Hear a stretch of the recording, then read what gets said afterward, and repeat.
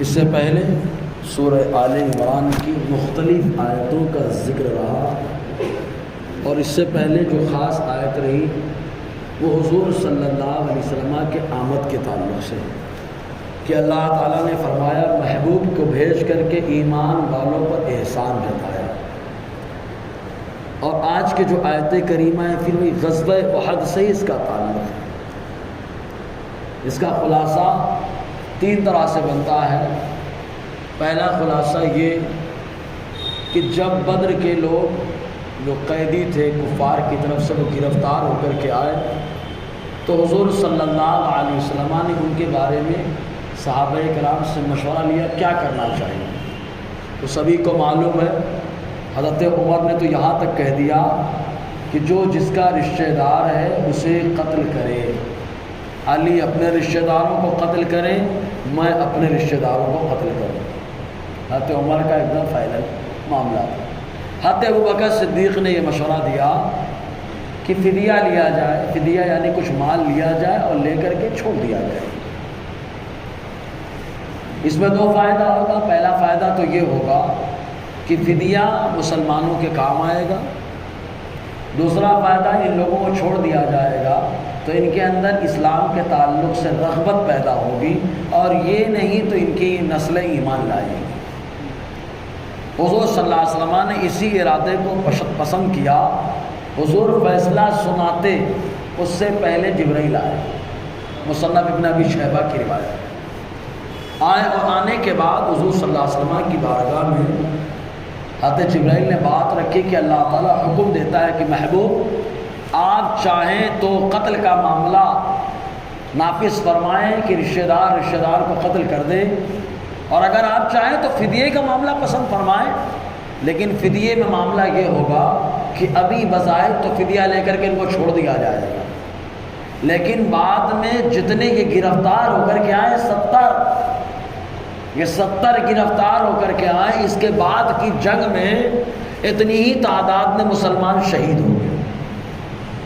آقا علیہ السلام نے جبرائیل کے ذریعے سے اللہ تعالیٰ کا فرمان سنا، تو سننے کے بعد حضور صلی اللہ علیہ وسلم نے صحابہ کو بتایا کہ اللہ تعالیٰ حکم یہ دیتا ہے کہ قتل کا معاملہ چاہو تو محبوب نافذ کر دو، اور چاہے تو فدیے کا معاملہ نافذ کر دو، لیکن فدیے کا مسئلہ ایسا ہے کہ اگر فدیہ نافذ کیا گیا تو یہ 70 قیدی ہے کفار کی طرف سے، تو 70 مسلمانوں کی شہادت اس کے بعد ہوگی۔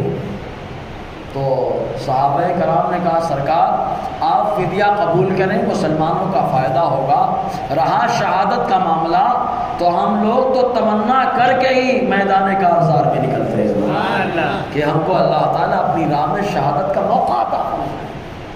اب وہاں پر بدر کے موقع پر یہ فیصلہ جب نافذ ہوا تو صحابہ نے شہادت کا معاملہ رکھا۔ اب جب احد میں آئے تو آنے کے بعد مسلمانوں کی طرف سے 70 لوگ شہید کیے گئے، 70 کے 70 شہید ہو گئے۔ تو اللہ تعالیٰ فرماتا ہے یہ جو 70 شہید ہوئے ہیں یہ تو پہلے ہی تم کو بتایا جا چکا تھا، یہ تمہارے اپنے مشورے سے ہوا ہے۔ معلوم یہ ہوا کہ صحابہ جانتے ہیں کہ نبی بھی جانتے ہیں، صحابہ بھی جانتے ہیں شہادت کے معاملے۔ تو اللہ تعالیٰ نے فرمایا کہ جو شہادت کا معاملہ درپیش ہوا احد میں 70 لوگوں کا، تو یہ شہادت کا معاملہ تو پہلے ہی تمہیں اختیار دیا جا چکا تھا۔ دوسرا قول یہ تو سبھی جانتے ہیں کہ آقا علیہ السلام کو جب معلوم پڑا مکہ کے باشندے مدینے پہ چڑھائی کرنے والے ہیں، تو حضور نے سب کو جمع کیا، سارے صحابہ کے ساتھ کچھ منافق بھی گھسا ہے۔ حضور صلی اللہ علیہ وسلم نے سب سے مشورہ لیا۔ کچھ لوگوں نے کہا دفاعی پوزیشن ہونی چاہیے ہماری، ہم مدینے میں رہ کر کفار سے مقابلہ کریں گے، دفاع کریں گے، اٹیک نہیں کریں گے۔ لیکن کچھ صحابہ کرام نے کہا نہیں، ہم دفاع نہیں کریں گے، دفاع بظاہر کمزور ہوتا ہے، ہم باہر نکل کر اٹیک کریں گے، مقابلہ کریں گے۔ آقا علیہ السلام کو یہی پسند تھا کہ مدینے میں رہ کر مقابلہ کیا جائے، لیکن جب ان لوگوں نے دفاع کی پوزیشن کو پسند نہ کیا اور میدان میں آنے کی بات کی تو حضور تیار ہو کر کے میدان میں آ گئے۔ جب آئے تب صحابہ کو احساس ہو گیا یار ہمارا مشورہ مناسب نہیں رہا، کیونکہ سرکار کو جو پسند تھا وہی عمل ہونا چاہیے تھا۔ احساس ہو گیا فوراً، جب احساس ہوا میدان میں گئے، 70 لوگ شہید ہو گئے۔ جب 70 لوگ شہید ہو گئے تو اللہ تعالیٰ فرماتا ہے میرے محبوب نے تو کہا تھا کہ مدینے میں رہو، لیکن تم خود میدان میں گئے، تو جو تمہارے گھرانے رشتہ دار کے لوگ جو شہید ہوئے تو یہ تمہارے فیصلے کی وجہ سے ہوئے، ورنہ میرا محبوب تو تمہیں یہاں بھی بچانا جانتا ہے، مدینے بھی بچانا جانتا ہے نا۔ تو 2 بات۔ تیسری بات بتایا گیا تھا پہاڑی راستہ، 50 لوگوں کا انتخاب حضور نے کیا تھا تیر اندازوں کا، ہٹنا مت، ہمیں چاہے فتح ملے چاہے شکست۔ لیکن وہ لوگ اول مرحلہ میں جو کفار شکست کھا گئے تو مال غنیمت کو دیکھنے لگے اور 40 لوگ نیچے اتر آئے۔ اسی طرف سے حضرت خالد بن ولید جو بعد میں ایمان لائے اور اللہ کے محبوب نے اپنی زبان سے انہیں سیف اللہ کا خطاب عطا فرمایا، انہوں نے، اور ابو جہل نالائق شریر خبیث، حضور نے فرمایا میری امت کا فرعون، باپ ایسا لیکن اللہ نے بیٹے کو چن لیا اور مصطفیٰ جان رحمت کا صحابی بنا دیا ہے، ان کا نام اکرمہ ہے، وہ بھی اس وقت تک ایمان نہیں لائے تھے۔ بہت شام کی جنگوں میں بڑا اہم کردار ادا کرنے والوں میں حضرت خالد بن ولید کے ساتھ حضرت اکرمہ بھی ہیں۔ جنگ شام، جتنی شام کی جنگیں ہوئی ہیں، بڑا اہم رول ان لوگوں نے ادا کیا ہے، بڑا اہم رول ادا کیا۔ بہرحال توزنی سے حملہ کر دیا، اور جب حملہ ہوا تو شہادت کا معاملہ درپیش ہوا، تو اللہ تعالیٰ فرماتا ہے یہ شہادت جو تمہاری ہوئی ہے یہ تمہارے اپنے اعمال کی وجہ سے ہوئی ہے، ورنہ نہ تم ہٹتے نہ یہ لوگ حملہ کرتے، میرے محبوب نے تو پہلے ہی تمہیں بتا دیا۔ سبحان اللہ، محبوب نے پہلے ہی بتا دیا تھا۔ اللہ تعالیٰ اسی تعلق سے فرماتا ہے لما اصابتکم مصیبہ، آوا واو اور آمانے کیا، اور کیا، لما جب، اصابت پہنچے، کم تم کو، اور کیا جب تم کو پہنچے، مصیبت کوئی مصیبت، آزمائش۔ کافر کے لیے کا مصیبت پریشانیوں کا ذریعہ ہے، اور ایمان والے کے لیے مصیبت بھی آتی ہے تو گناہوں کو مٹانے کے لیے، ہے نا، خامیوں کو دور کرانے کے لیے۔ اور ویسے بھی صحابہ سب جنتی ہے، سبحان اللہ۔ ہاں، یہاں پہ ایک بات ضرور بتا دیں، رافضیوں نے شرارت کی، ان کے یہاں پر چند صحابی کے علاوہ سب کافر ہو گئے، بولو معاذ اللہ، سب کافر معاذ اللہ۔ انہوں نے کہا حضرت عمار ایمان والے، مقداد ایمان والے، 3-4 صحابی بس بولے، بس باقی کافر، معاذ اللہ۔ جن کو اللہ تبارک و تعالیٰ ایمان والا کہے، سبحان اللہ، جن کو مصطفیٰ ایمان والا کہیں، ان کو یہ بولے۔ اسی لیے بڑی اچھی بات کسی نے کہی کہ آج ایک میسج پڑھنے میں آیا کہ ایک سید صاحب کہتے تھے، فرمایا کرتے تھے کہ اگر رافضی میرے بارے میں کھڑا ہو اور مجھ سے بولے آپ مجھے بہت اچھے لگتے ہیں، تو میں اپنے بارے میں غور کروں گا میرے اندر کیا خامی ہے کہ یہ رافضی مجھے پسند کرتا ہے، کیونکہ یہ وہ رافضی ہے جس کو وہ شخص پسند نہیں آیا جس کو اللہ تعالیٰ نے مصطفیٰ نے پسند کر لیا۔ ابو بکر و عمر جس کو پسند نہ آئے وہ مجھے پسند کر رہا ہے۔ اچھا، اسی سے نتیجہ نکل رہا ہے کہ جو آدمی حضور کے اندر خامیاں تلاش کرتا ہے، ہماری طرح ہے، ہماری طرح ہے، یا بڑے بھائی یا کہہ کر کے شان گھٹانے کی کوشش کرے، اگر وہ ہماری تعریف کرے تو غور کرنے کی ضرورت ہے کہ وہ ہماری تعریف کیوں کرتا ہے۔ جس کے یہاں مصطفیٰ کی تعریف شرک کی طرف لے کر کے جائے وہ ہماری تعریف کر رہا ہے، اس کا مطلب ہمارے اندر گڑبڑی ہے۔ یہی وجہ ہے کہ شعر میں شعر سنت مظہر اعلیٰ حضرت علامہ حشمت علی خان علی رحمۃ الرضوان ایک مرتبہ ایک مجلس میں آپ کے بارے میں بتایا گیا کہ فلاں مقام کے وہاں بھی آپ کی بڑی تعریف کرتے ہیں۔ آپ کھڑے ہو گئے، کھڑے ہو کر کہتے ہیں سب گواہ ہو جاؤ میں توبہ کرتا ہوں۔ تو لوگوں نے کہا حضور توبہ؟ فرمایا کہ وہ جو سرکار کو نہ پسند کر سکا وہ حشمت الرضا کو کیا پسند کرے گا، ہے نا۔ اس کا مطلب میرے اندر نرمی آئی تب اس نے پسند کیا، سمجھنے والی بات ہے جی۔ تو کافر کے لیے مصیبت مصیبت ہے، ایمان والوں کے لیے مصیبت رحمت ہے کہ ترقی کے لیے۔ اسی لیے حضور صلی اللہ علیہ وسلم نے فرمایا اگر ایمان والے کو نعمت ملے وہ شکر کرے تو فائدہ، اور مصیبت آئے صبر کرے تو فائدہ۔ سبحان اللہ۔ دونوں حال میں کہتے ہیں نا، دونوں ہاتھ میں لڈو، تو ایمان والوں کے دینا ہاتھ میں لڈو نہیں، لڈو تو ختم ہو جاتا ہے، دونوں ہاتھ میں اللہ تعالیٰ اجر اور ثواب عطا فرماتا ہے۔ نعمت پر شکر کرے تو ثواب مل جائے، اور مصیبت پر صبر کرے تو ثواب مل جائے۔ اللہ تعالیٰ تو ہر حال میں ثواب عطا فرماتا ہے۔ جی تو اللہ تعالیٰ فرماتا ہے اور کیا، لما جب پہنچے اصابت پہنچے تم کو مصیبت کوئی مصیبت، قد اصبتم جبکہ تم پہنچا چکے ہو، مثلہا اس مصیبت کی دوگنی مصیبت، نہیں سمجھے؟ احد میں صحابہ چندگی 70 شہید ہوئے، اتنا معاملہ خطرناک نہیں رہا جتنا صحابہ کرام نے بدر میں کفار کو نقصان پہنچایا ہے۔ اللہ تعالیٰ نے فرمایا ڈبل مصیبت ان کو پہنچائی کہ بڑے بڑے سردار مارے گئے، بڑے بڑے سردار گرفتار ہوئے، اور بہت سارے لوگ ایمان بھی لائے، تو ڈبل چوٹ پہنچائی تھی مسلمانوں نے کفار کو۔ تو اللہ تعالیٰ فرماتا ہے جبکہ تم اس کے 2 گنا مصیبت پہنچا چکے ہو، قل تم کہو ان ھذا، یہ شہادت کیسی، یعنی احد میں یہ شہادت کیسی ہو گئی؟ جب کوئی مصیبت پہنچے، احد میں مصیبت پہنچی شہادت کی، تو کہا یہ کیسے؟ محبوب قل آپ کہہ دو سبحان اللہ، تسلی کے لیے مصطفیٰ کے 2 بول ہی کافی ہیں۔ گفتگو خالی آقا علیہ السلام ذرا سا فرما دے، معلوم ہے حضور کے تعزیت کے کلمات کیا رہے؟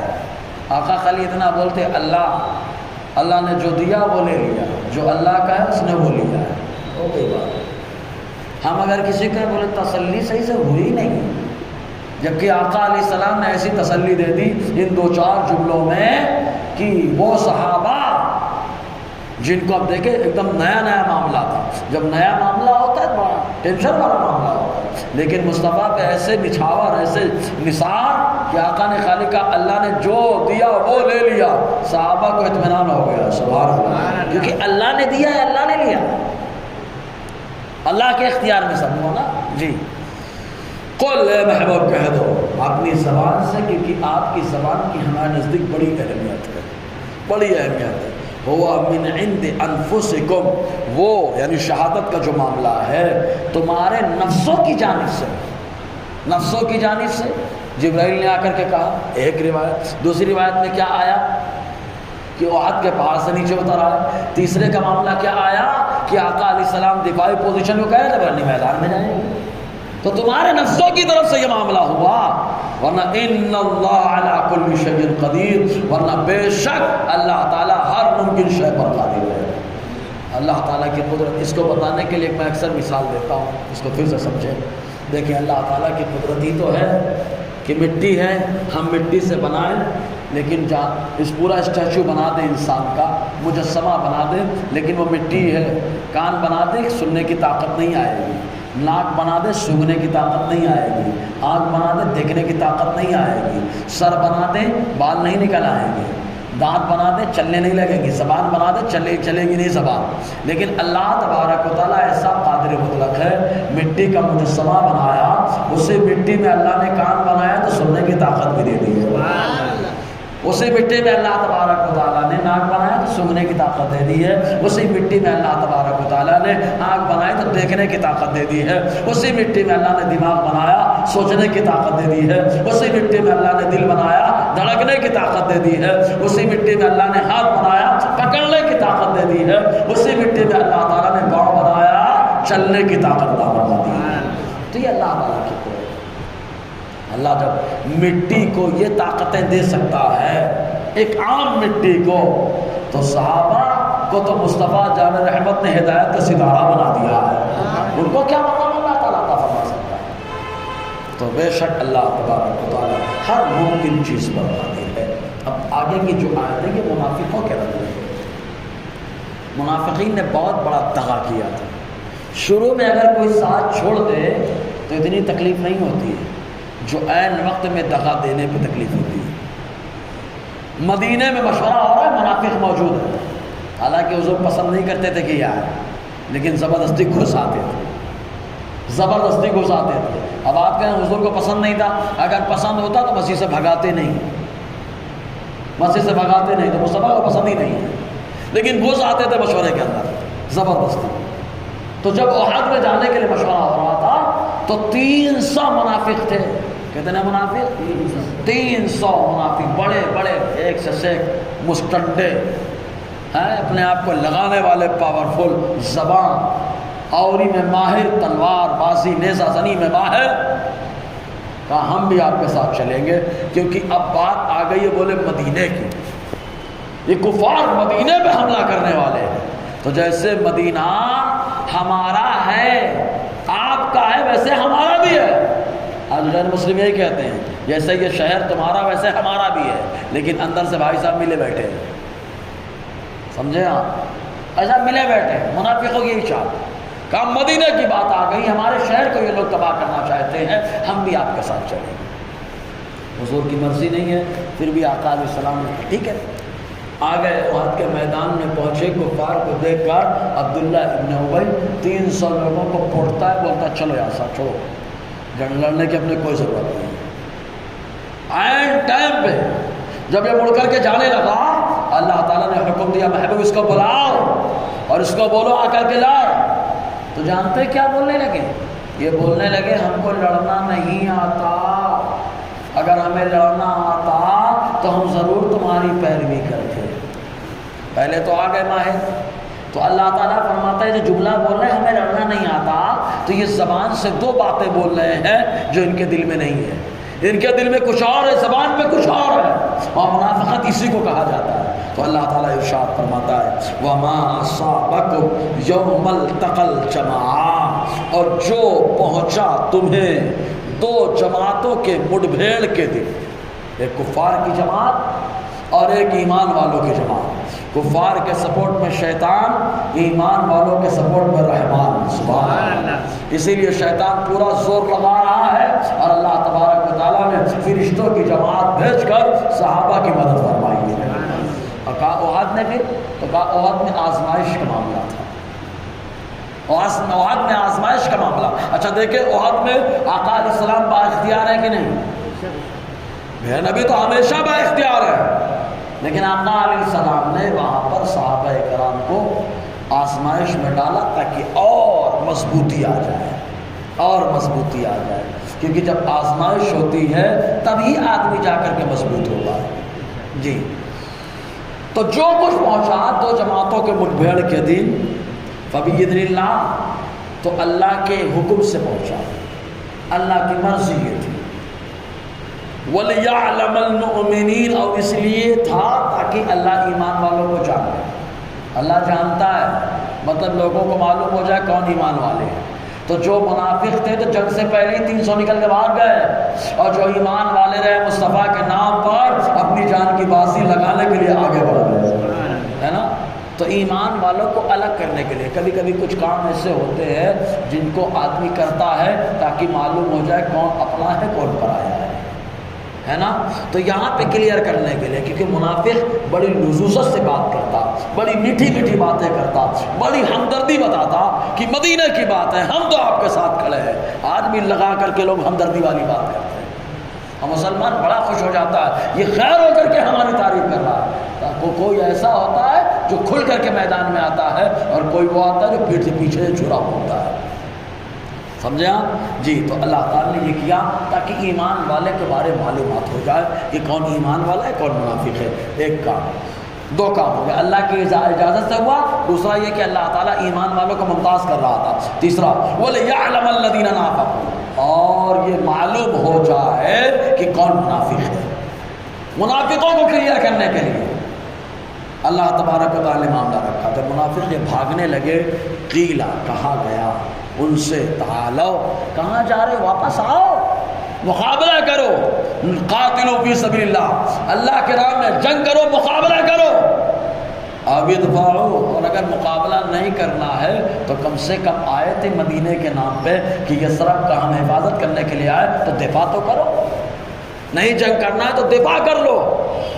تو کیا کہتے ہیں، قالو، منافقوں نے کہا، لو نعلم قتالا، اگر ہم جنگ کرنا جانتے ہوتے، لاتبعناکم، تو ہم ضرور تمہاری پیروی کرتے.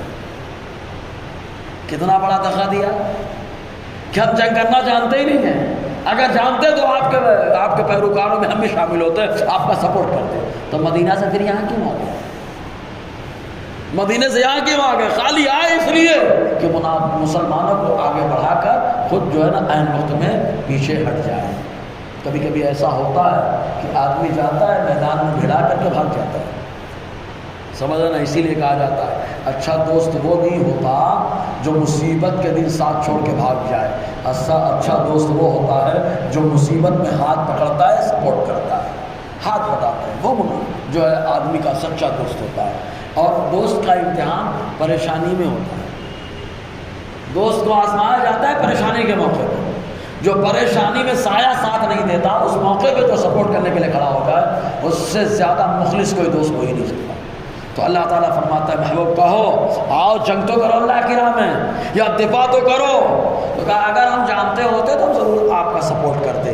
رب فرماتا ہے ہیں تو آپ کے قریب جسمانی اعتبار سے، لیکن روحانی اعتبار سے یہ کافروں سے قریب ہے۔ جسم ان کا آپ کے پاس ہے لیکن ان کی روح کافروں کے پاس ہے۔ معلوم یہ ہوا مصطفیٰ جان رحمت سے جسمانی اعتبار سے قریب ہونا یہ اگرچہ عظمت والا ہے، لیکن کبھی کبھی آدمی جسمانی اعتبار سے قریب رہ کر کے محروم رہ جاتا ہے، اور کبھی جسمانی اعتبار سے دور رہتا ہے، روحانی اعتبار سے قریب ہوتا ہے تو اللہ تعالیٰ اس کو خیر التابعین بنا دیتا ہے۔ جیسے ہاتھے ویسے کرنی، جسمانی اعتبار سے دور رہے لیکن روحانی اعتبار سے بڑے قریب رہے۔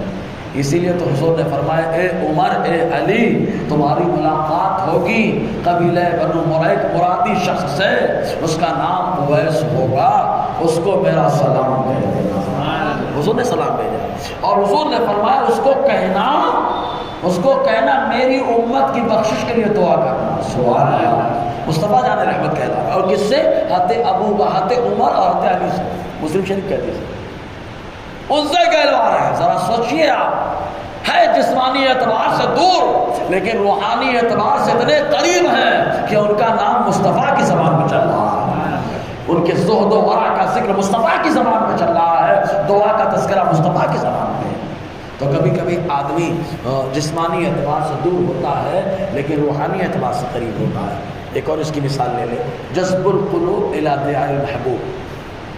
شاہ عبدالحق محدث دہلوی علیہ رحمۃ الرحمٰن نے لکھا صفحہ 36 کے اندر کہ بہت سارے ایمان والے دعا کرتے ہیں اللہ مدینے میں موت عطا فرما، اے اللہ ہم سب کو مدینے میں موت عطا فرما۔ تو کہا دعا کرتے لیکن ان کا انتقال مدینے کے باہر ہو جاتا ہے تو کیا ہوگا؟ فرماتے کہیں بھی رہے فرشتے اس کے جنازے کو مدینہ پہنچا دیتے ہیں۔ اب پہنچا دیتے ہیں، اب اس سے اندازہ لگائیے جسمانی اعتبار سے دور تھا، روحانی اعتبار سے قریب تھا، تو اللہ تبارک و تعالیٰ نے روحانیت کو غلبہ عطا فرمایا، جو بدن دور تھا اس کو مصطفیٰ کا قرب عطا فرما دیا ہے نا۔ روحانی اعتبار سے قریب، جسمانی اعتبار سے دور، تو اللہ تبارک و تعالیٰ نے روحانیت کے اعتبار سے قرب عطا فرما دیا۔ ورنہ دیکھو آپ جسمانی اعتبار سے منافق اتنے قریب ہیں پوچھئے مت، لیکن اٹھا کر کے ان کو ایمان کے دہلیز ہی پار کرا دیا گیا، نکال دیا گیا کہ ایمان ہی نہیں تمہارے پاس، محروم رہ گئے۔ ایسے بہت سارے لوگ ہوتے ہیں اولیاء کی خدمت کرتے ہیں، اللہ والوں کی خدمت کرتے ہیں لیکن در در کی ٹھوکریں بھی کھاتے ہیں۔ کیوں؟ کیونکہ وہاں پر جسمانی اعتبار سے تو قریب ہو گئے لیکن روحانی اعتبار سے قریب نہیں ہو گئے۔ اور جو روحانی اعتبار سے قریب ہوتا ہے اگرچہ دور ہوتا ہے لیکن اللہ فیض عطا فرماتا ہے۔ جی تو اللہ تعالیٰ فرماتا ہے ہم للکفر، وہ کفر کے لیے اس دن اقرب، زیادہ قریب ہیں ان سے بنسبت ایمان کے، ایمان کے بنسبت کفر کے زیادہ قریب ہیں۔ اور کفر کے قریب، اب دیکھیے جو آدمی کفر کے قریب جاتا ہے، کہا جاتا ہے نا برائی کے قریب مت جاؤ ورنہ آدمی برائی میں ملوث ہو جائے گا۔ تو پہلے یہ لوگ کفر کے قریب گئے اور پھر شرارت کی تو اللہ نے فتویٰ دے دیا وما ہم بمؤمنین، یہ ایمان والے ہے ہی نہیں، ایمان سے نکل گئے۔ اسی لیے برائی کے قریب نہیں جانا چاہیے۔ آدمی جس کے قریب رہتا ہے اس کا اثر آتا ہے۔ لوہے کو دیکھو آگ کے قریب ہو جاتا ہے تو جلانے کی طاقت آ جاتی ہے، برف کے قریب ہو جائے تو ٹھنڈا ہو جاتا ہے۔ ایسے ہی انسان بروں کی سنگت میں جاتا ہے تو برا ہو جاتا ہے، اچھوں کی سنگت میں آتا ہے تو اللہ تعالیٰ اچھائی عطا فرما دیتا ہے۔ اس کو حدیث میں یوں بیان کیا گیا، اگر کوئی آدمی لوہاری کی دکان پہ گیا، حدادی کرنے والا، لوہاری سمجھتے نا، اس کی دکان پر گیا تو کہا تم نے کچھ نہ کچھ خامی لے کے آئے گا، کیوں؟ یا تو کپڑا جلا لے گا یا کپڑا میلا کر لے گا۔ لیکن جو آدمی عطر فروش کی دکان پہ گیا، تھوڑی دیر رہا، عطر نہیں بھی خریدا تو اللہ تعالیٰ خوشبو عطا فرما دیتا ہے۔ تو اچھے دوست کی مثال عطر فروش کی طرح ہے۔ جی، یقولون بافواہہم ما لیس فی قلوبہم، اپنے منہ سے وہ بولتے ہیں جو ان کے دلوں میں نہیں ہے۔ یہ بھاگنے کی نیت کچھ اور ہے، اور بتا رہے ہیں ہم جنگ کرنا نہیں جانتے، جنگ کرنا نہیں جانتے، بھاگ کے جا رہے ہیں۔ اللہ تعالیٰ فرماتے ہیں واللہ اعلم بما یکتمون، جو کچھ یہ چھپا رہے ہیں اللہ تعالیٰ سب جانتا ہے، ان کی ساری شرارتوں کو جانتا ہے۔ اللہ تبارک و تعالیٰ تو ہر آدمی کی ایک ایک بات کو بھی جانتا ہے، کیوں نہ جانے؟ جب اس نے دل کو دھڑکنے کی طاقت دی ہے، ظاہر سی بات ہے جو آدمی جو چیز بناتا ہے اس کی ایک ایک چیز کے بارے میں جانتا ہے۔ تو اللہ تعالیٰ نے انسان کو بنایا تو انسان کے اندر کیا چل رہا ہے، کیا ہو رہا ہے، اللہ تعالیٰ سب جانتا ہے، کیونکہ اس نے اس کو بنایا ہے۔ تو اللہ تبارک و تعالیٰ ان کی چھپی باتوں کو بھی جانتا ہے۔ انشاءاللہ اور آگے گفتگو رہے گی۔ اللہ تعالیٰ ہم سب کو فیضان قرآن